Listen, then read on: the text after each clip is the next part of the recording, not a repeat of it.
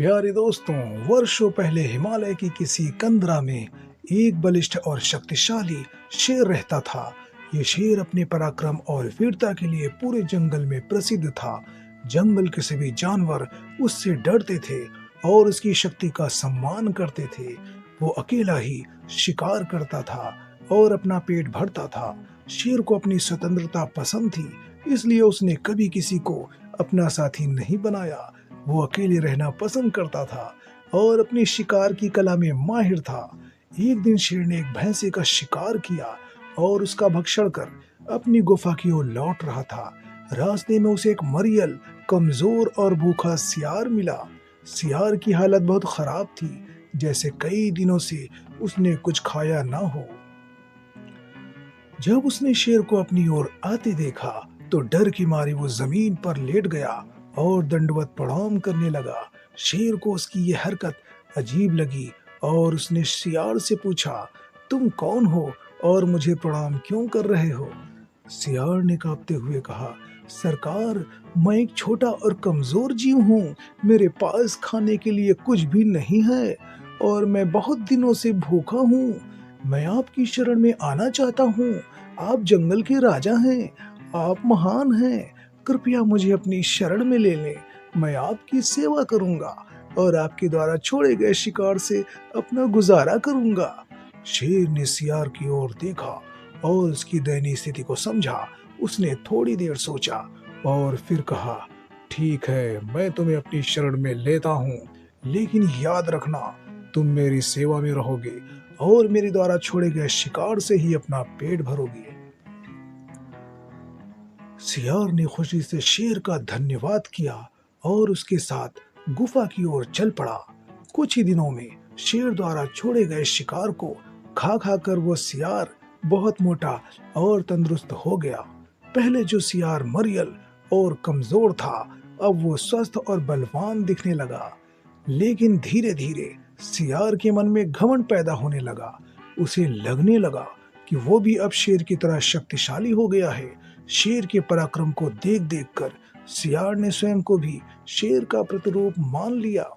एक दिन सियार ने शेर से कहा, अरे शेर महाराज, अब मैं भी तुम्हारी तरह शक्तिशाली हो गया हूँ। आज मैं खुद एक हाथी का शिकार करूंगा और उसका भक्षण करूंगा। उसके बचे खुचे मांस को तुम्हारे लिए छोड़ दूंगा। शेर ने यह सुनकर हंसते हुए कहा, तुम्हें अपनी शक्ति का गलत अंदाजा हो रहा है। तुम अभी भी सियार हो और सियार कभी हाथी का शिकार नहीं कर सकता। ये तुम्हारे लिए असंभव है। लेकिन घमंड में चूर सियार ने शेर की बातों को नजरअंदाज कर दिया और कहा, नहीं, मैं अब तुम्हारी तरह शक्तिशाली हो गया हूँ। मैं जरूर हाथी का शिकार करूंगा। शेर ने उसे समझाने की कोशिश की, लेकिन सियार ने उसकी बातों को अनसुना कर दिया और अपने मन में ठान लिया कि वो आज ही हाथी का शिकार करेगा।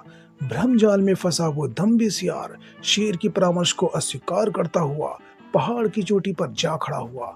वहां से उसने चारों ओर नजरें दौड़ाई तो पहाड़ के नीचे हाथियों का एक छोटा समूह दिखाई दिया।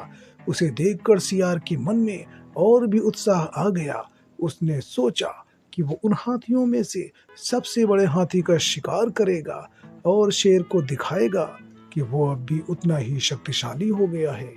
सियार ने 3 बार शेर की तरह दहाड़ने की कोशिश की, लेकिन उसकी आवाज शेर की दहाड़ की तरह नहीं, बल्कि सियार की चीख जैसी सुनाई दी।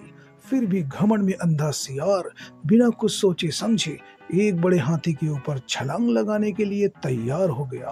वो पहाड़ से कूद पड़ा और सोचा कि वो सीधा हाथी के सिर पर गिरेगा और उसे आसानी से मार देगा। लेकिन सियार की चालाक और घमंड उसे धोखा दे गया। वो हाथी के सिर के बजाय उसके पैरों पर जा गिरा। हाथी ने उसे देखा भी नहीं और अपनी मस्तानी चाल से आगे बढ़ने लगा। सियार ने खुद को संभालने की कोशिश की, लेकिन तब तक बहुत देर हो चुकी थी। हाथी ने अपना भारी भरकम पैर सियार के सिर पर रख दिया और क्षण भर में उसका सिर चकनाचूर हो गया। सियार के प्राण पखेरु उड़ गए और वहीं उसकी मृत्यु हो गई। पहाड़ के ऊपर से ये सारा दृश्य देखता हुआ शेर ने गहरी सांस ली और कहा, जो मूर्ख और घमंडी होते हैं उनकी यही गति होती है। घमंड व्यक्ति को हमेशा विनाश की ओर ले जाता है। प्यारे दोस्तों, इस कहानी से हमें यह सीखने को मिलता है कि कभी भी जीवन में घमंड नहीं करना चाहिए। घमंड और अज्ञानता इंसान को पतन की ओर ले जाता है, जबकि सच्चाई और विनम्रता से व्यक्ति जीवन में सफल होता है। सियार ने अपने घमंड के कारण अपनी जान गंवा